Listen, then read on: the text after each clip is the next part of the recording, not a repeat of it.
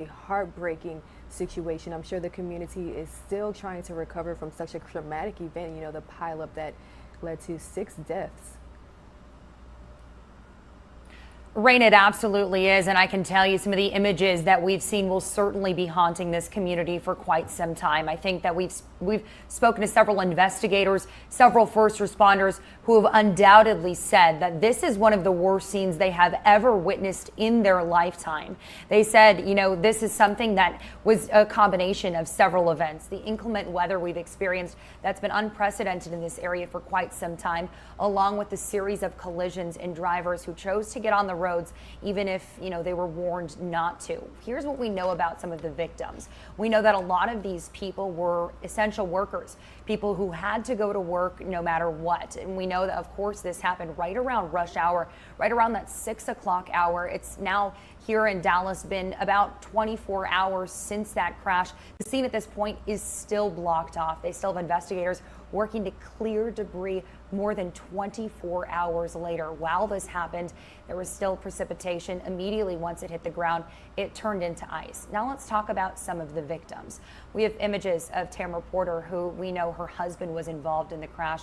She said he was on his way to work when his car got hit by 3 other vehicles. She shared with us a picture of his car that was totaled, and he actually injured his arm and had to be treated at the hospital. There were so many people involved in this that they had to set up a family reunification center in order to get all of the victims in touch with their families, because each of these cars was completely decimated. They had to bring in cranes to bring them out, and we're told that the scene spanned a half-mile. So this is just a massive undertaking, and like I mentioned now, Rain, more than 24 hours later, they're still working to clear this, and the 4th Fire Department had to bring in its own ice and sand to even access this scene. So the amount of devastation, the amount of destruction is really hard to just put into words. Rain.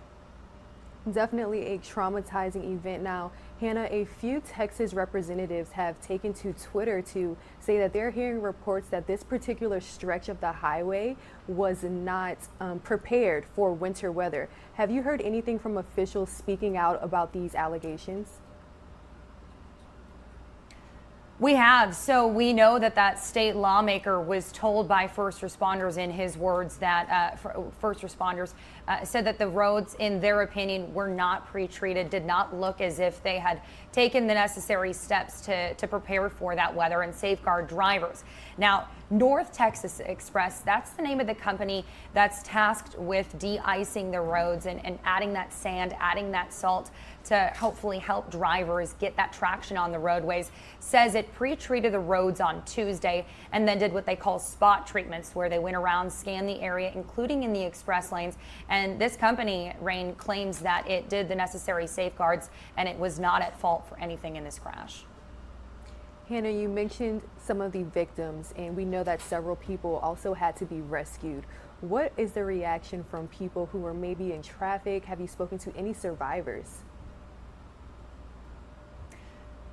We have spoken to survivors, and we've spoken to family members of those survivors as well, who have said, I think in those moments, a lot of people really weren't obviously expecting anything like this to happen. That woman who we just showed you the picture of, she said, her husband had been involved in a crash before.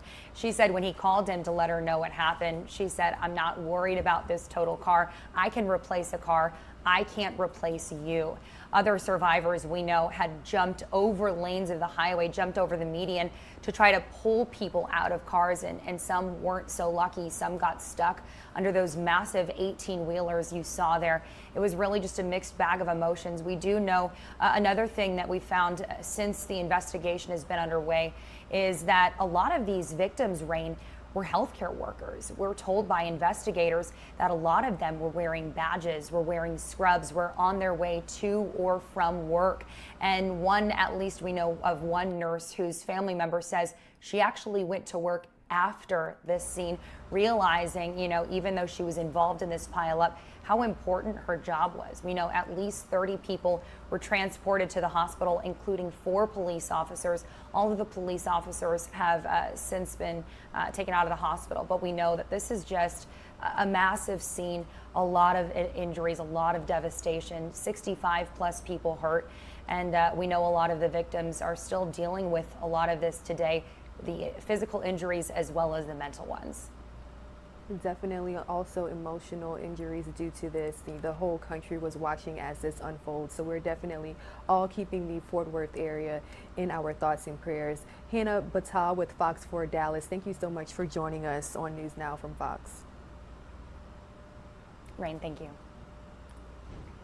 And again, more than 30 people were taken to the hospital following this deadly pileup, and more than 30 people taken to the hospital, and a total of 65 people asked for medical attention following this crash. So this is something that we will be continuing to follow right here on News Now from Fox.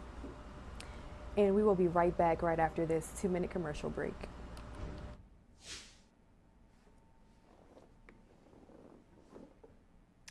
Yeah, thank you guys.